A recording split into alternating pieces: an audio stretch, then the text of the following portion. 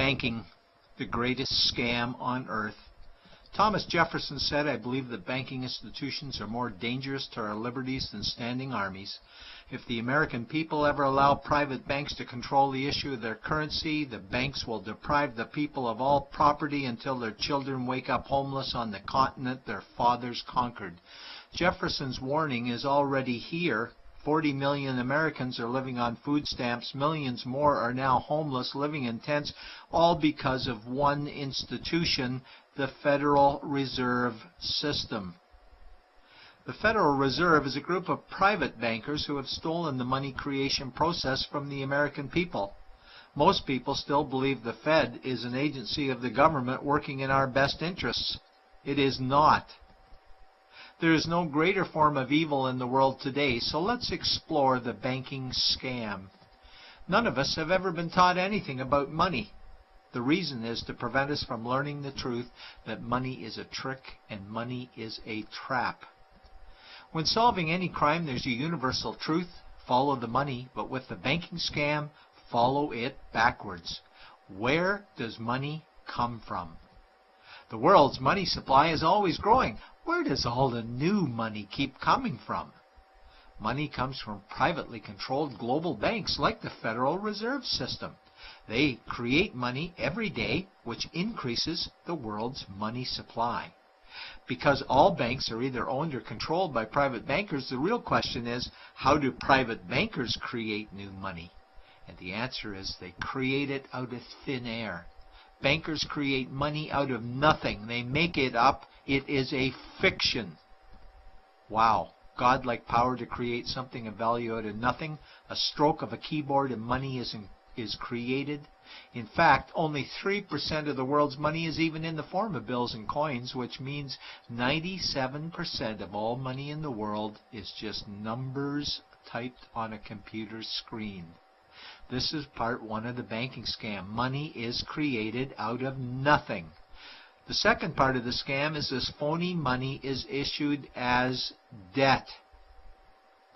What is debt exactly? Well, when you consider we work our whole lives to pay it off, you could say debt is slavery. But whose debt is this phony money? It's our debt, all of it.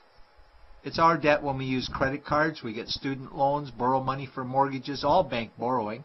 And it's our debt again when the government borrows, which is each and every day. In today's world, money is debt and debt is money, and don't forget the interest charges.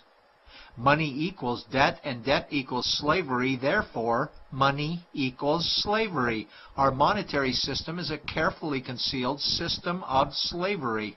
Why? Because our government can create the same money for free with no interest charges, just like they used to, as the Founding Fathers designed it inside the United States Constitution for our protection against private bankers. The third part of the banking scam is very evil. When bankers create money from nothing and issue it as debt, they only create the principal portion of the debt. They do not create the money for the future interest payments. There is not enough money in existence for all of us to make our interest payments. In fact, our money creation system is even mathematically impossible. Money issued by the banks, principal debt, does not equal the money demanded back to the banks, principal plus interest. We are forced to play a game of musical chairs to see who can make their debt repayments. This guarantees a world of bankruptcy, competition, and scarcity of money. For example, we go to the bank to borrow money for a house, let's say $100,000. The moment we sign the loan document, the bank creates the money out of thin air. A $100,000 debit gets registered for us and a $100,000 secured credit for them. Then one of two things happens. Either we give the bank 30 years of labor making house payments totaling $300,000 for the original $100,000 we borrowed, or the bank takes our house. The bankers get either our labor for life or our house, and often they get both, all from money created out of thin air and issued as debt, for money made out of nothing. This is why all the bankers end up with all the assets. The fourth part of the banking scam is inflation. People think inflation is prices and costs increase. A better answer might be the value of our money always goes down. Inflation is created every time the central banks print money, which is every day. Where does all this new money get its value? The answer is it steals its value from the existing money supply, where our savings are. Our savings are disappearing because of the new money they're printing. If money creation was in balance with goods and services, there would be no inflation. Prices would stay the same. But the reality is banks always print money, driving prices ever higher, which steals the value of our savings, making them disappear. Since the private bankers created the private Federal Reserve in 1913, the United States dollar has lost 97 cents in purchasing power. An item in 1913 that cost $100 in 2011 cost $2,230, a price increase of 2,130%. This is the banking scam. 4 parts. Private bankers create money out of nothing and charge interest on it. There is no money created for the future interest payments, and inflation steals our savings every day. In order for the banking scam to be pulled over our eyes, the bankers need help from the likes of paid-for politicians and appointed civil servants, military-industrial complex, mainstream media, multinational corporations, and the bankers' good buddies.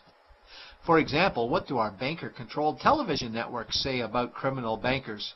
"Oh, bankers are our saviors. Chairman is man of the year. He saved the world. Bankers really do deserve their bonuses. They're so smart." And what do our banker-owned G20 politicians say we need to do? That we must save our banking system, and now we need austerity measures, like increasing existing taxes and bringing in new taxes, cutting our social programs, including education and health care, stealing from our pension plans while increasing the retirement age, keeping us working for more years at lower wages while placing our children and grandchildren in debt and servitude for their future lives. We are being lied to that we must go deeper in debt for bailouts, stimulus packages, quantitative easing, saving the too big to fail banks, credit easing, currency interventions, all names that mean the same thing, more debt to us. Is it not strange that the solution to too much debt is always more debt to us? And where is all this money going? It's going to the banks and to the bankers. They are stealing our money right now. 0.1% of the world's population owns 2/3 of the world's wealth. This means that 99.99% of the world's population own less than 1/3 of the wealth, a decreasing amount because these guys are stealing it. We desperately need to wake up to the banking scam. It is time for change. To retake control of our money system, we must stop supporting the banking scam.